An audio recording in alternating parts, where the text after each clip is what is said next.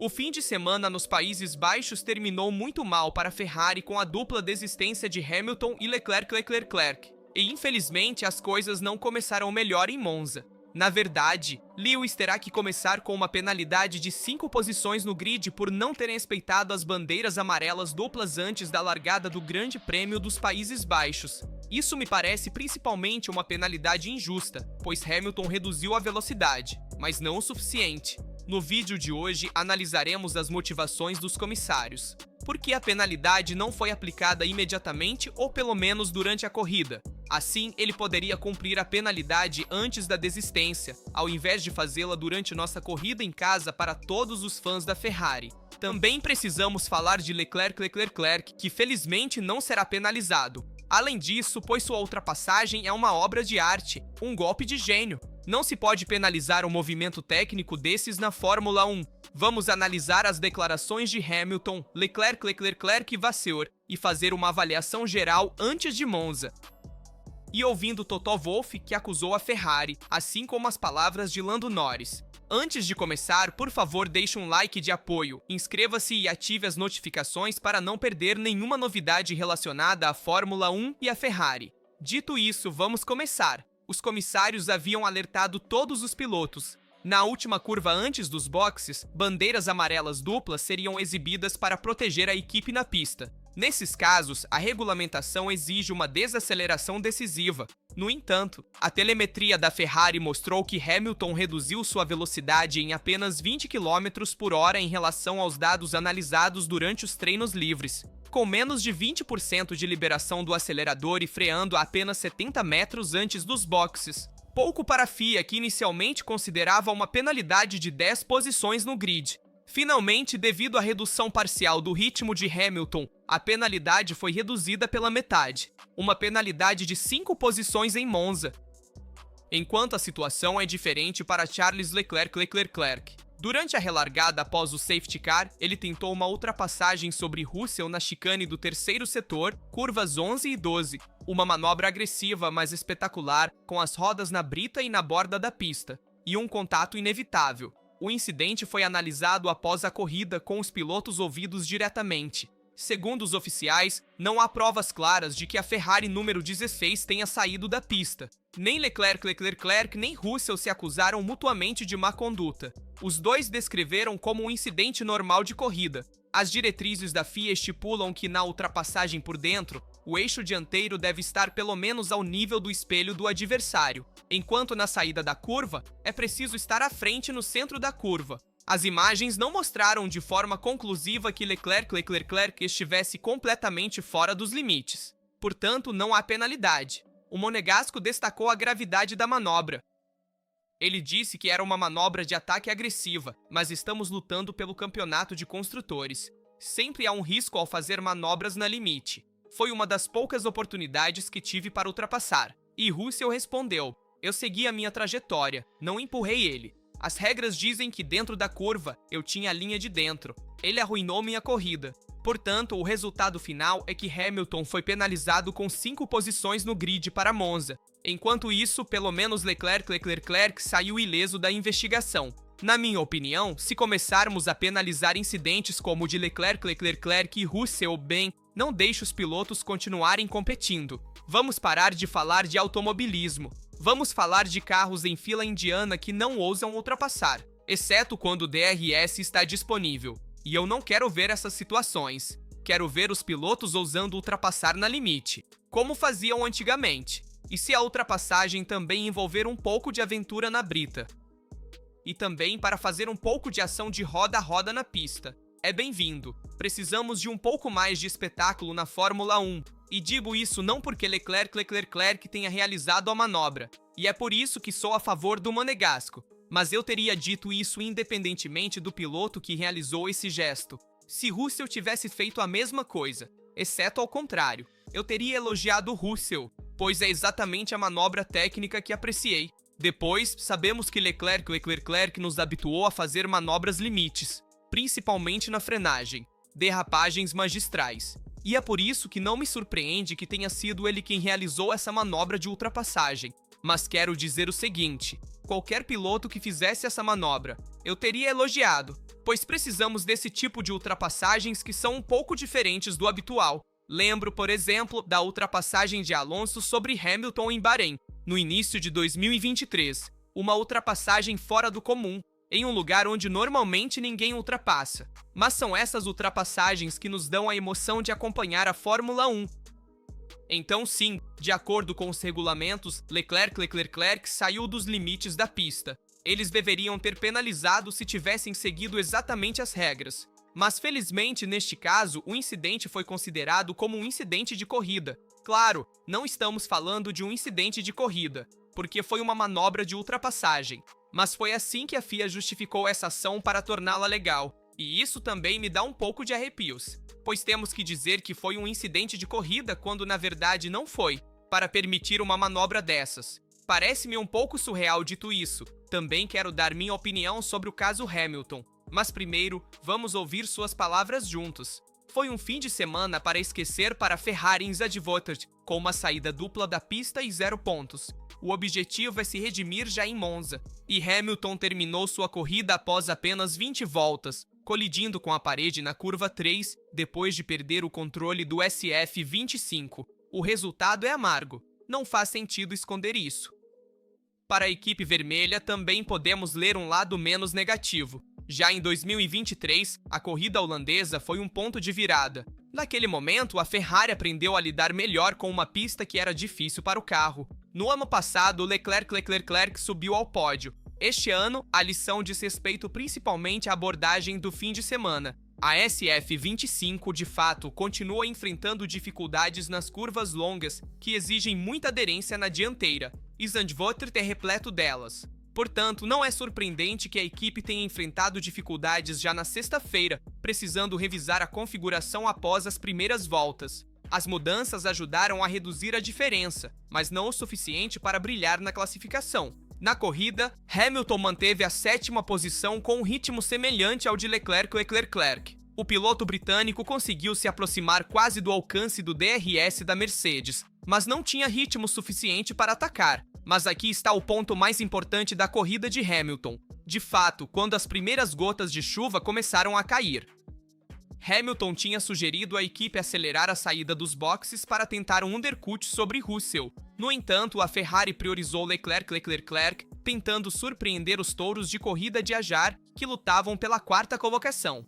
Foi nesse momento que o erro aconteceu. Hamilton perdeu o controle do carro na seção pintada além da linha branca na curva 3, provavelmente escorregando por causa da chuva. O impacto com as barreiras foi inevitável e sua corrida terminou ali. Após a corrida, o 7 vezes campeão mundial não procurou desculpas e disse: "Não sei o que dizer. Até aquele momento, tudo estava indo bem. O ritmo estava bom e semelhante ao de Charles. Depois, perdi o traseiro na curva 3. Escorreguei e não consegui recuperar o carro. Não é normal cometer erros assim e terminar fora da corrida. Não tenho mais nada a acrescentar, a não ser pedir desculpas à equipe." Na verdade, Hamilton mesmo disse que estava muito triste com a forma como o fim de semana aconteceu e com a pontuação 0 da Ferrari.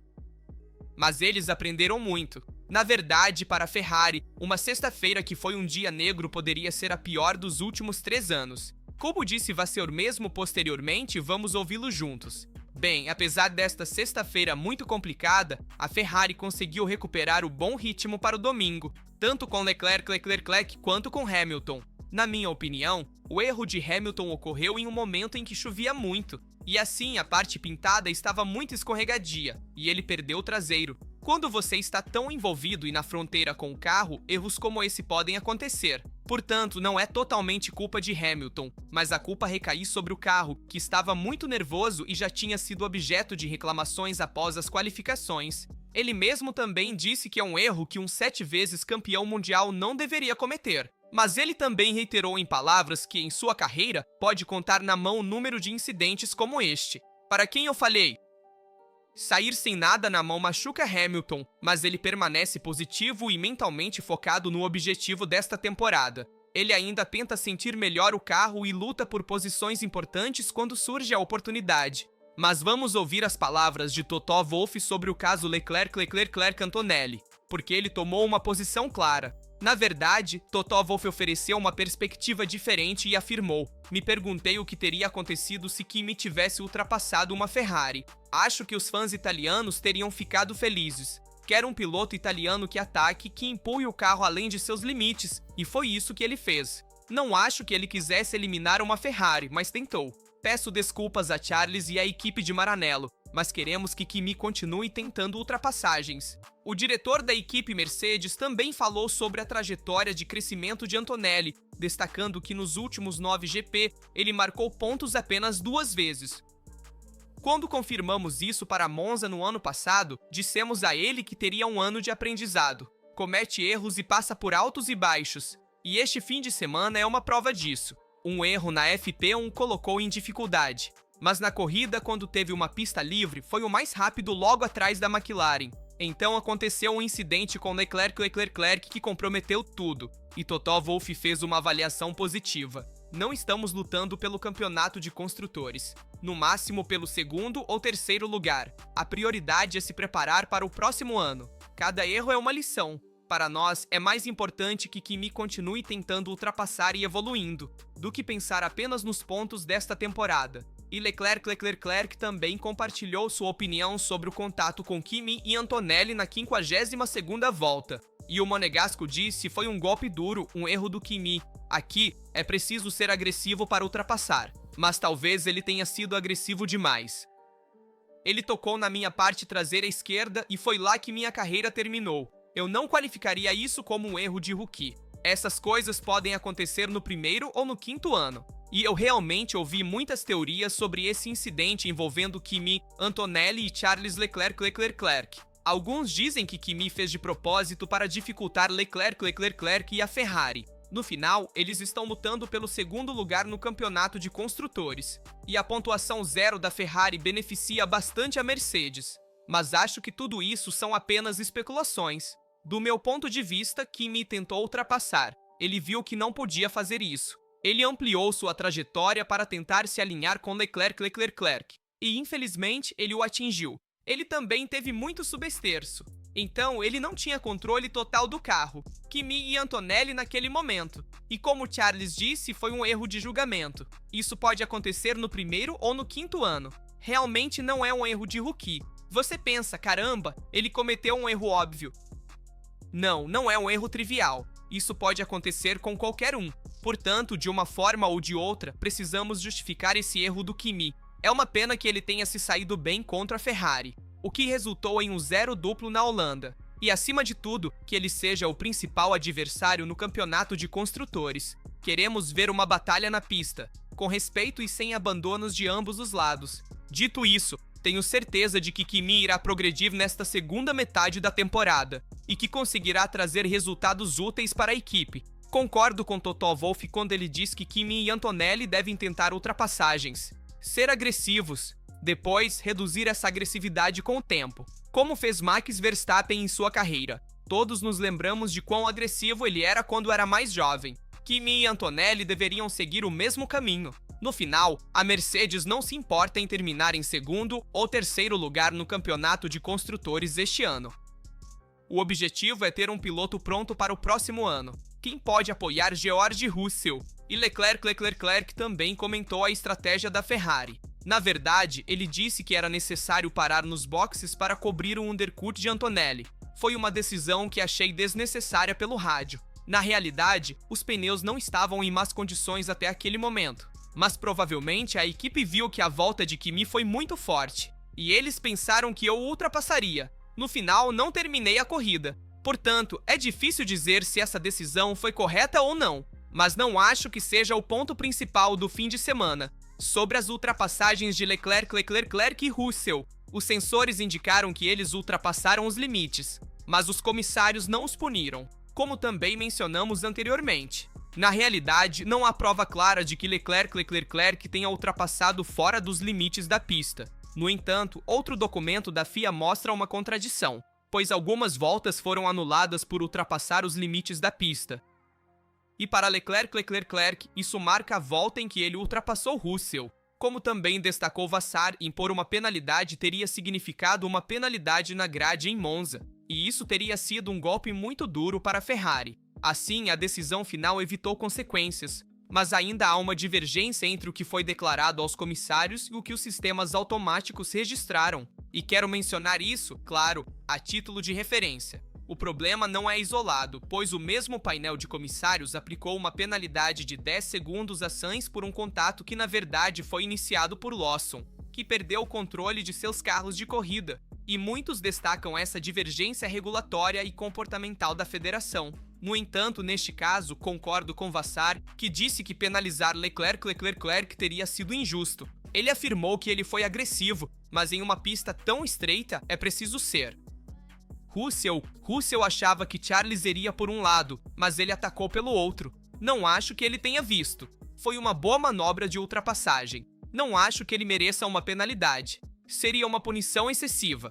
E Vassar arriscou em Monza. O ritmo não estava muito longe do de Verstappen, mesmo com a McLaren continuando a avançar. Em Monza, esperamos condições melhores, mas será importante começar bem na sexta-feira. Na verdade, sabemos que o projeto de Monza deve ajudar a Ferrari SF25, fora a penalidade que Hamilton terá que cumprir no grid. Zandvoort tem tudo que a SF25 odeia em um projeto, enquanto Monza é uma pista mais positiva. A vitória continua difícil, pelo menos na véspera do Grande Prêmio, pois a McLaren continua avançando. Também vimos um ritmo de corrida bastante melhor na Holanda, mas nunca diga nunca. Há um ano, era impossível pensar que Leclerc poderia vencer em Monza, e no entanto, ele conseguiu. Portanto, isso pode acontecer novamente este ano. A última coisa que quero comentar são as palavras de Lando Norris após sua desistência devido a uma falha na unidade de potência da Mercedes em seu McLaren. Viu Norris resignado na luta pelo campeonato mundial. É verdade, uma diferença de 34 pontos a favor de Piastri. É muito, mas o campeonato mundial ainda está aberto e Norris precisa acreditar nisso. Porque ele já está resignado. A desistência em Zandvoort pesa muito na disputa pelo título de Lando Norris. E depois de perder a pole position por apenas 12 milésimos de segundo para Piastri. E na corrida, ele permaneceu em segundo após a largada, ultrapassado por Verstappen. A McLaren MCL 39 o traiu a 7 voltas do fim devido a um problema no motor. O motor simplesmente apagou. Não consegui fazer nada, explicou ele. Ontem o vento me custou algo na classificação. Hoje a sorte faltou. É doloroso para o campeonato, mas aceito que não posso controlar. Com sua 7ª vitória da temporada, Piastri lidera o campeonato com uma vantagem de 34 pontos. Faltam 9 corridas. Segundo Norris, para recuperar seu atraso, ele deveria ganhar em média 4 pontos por fim de semana. E ele disse que tudo ficou muito mais difícil, mas agora não tenho nada a perder. A única coisa que posso fazer é tentar vencer cada corrida, declarou o britânico. Sobre o ritmo, ele afirmou que o fim de semana, excluindo o resultado, foi bom. Lutei duro na classificação. Na corrida, tínhamos um ritmo muito forte. Com um pouco menos de vento, eu teria saído na pole, e a corrida teria mudado completamente. Quanto à batalha interna, Norris disse o seguinte: Oscar é constante e rápido em todos os lugares. Recuperar alguém assim é complicado. Essa aposentadoria não ajuda, mas desloca a pressão. E a partir de agora é ataque e só ataque. Apesar das declarações de que quer ganhar cada corrida, e felizmente ele tem essa atitude. Mas vejo um Norris resignado, quase como se não ganhar o campeonato mundial, isso teria sido apenas uma etapa. Na minha opinião, não. Se ele não ganhar o campeonato mundial, é culpa dele. E crédito a Piastri em seu lugar.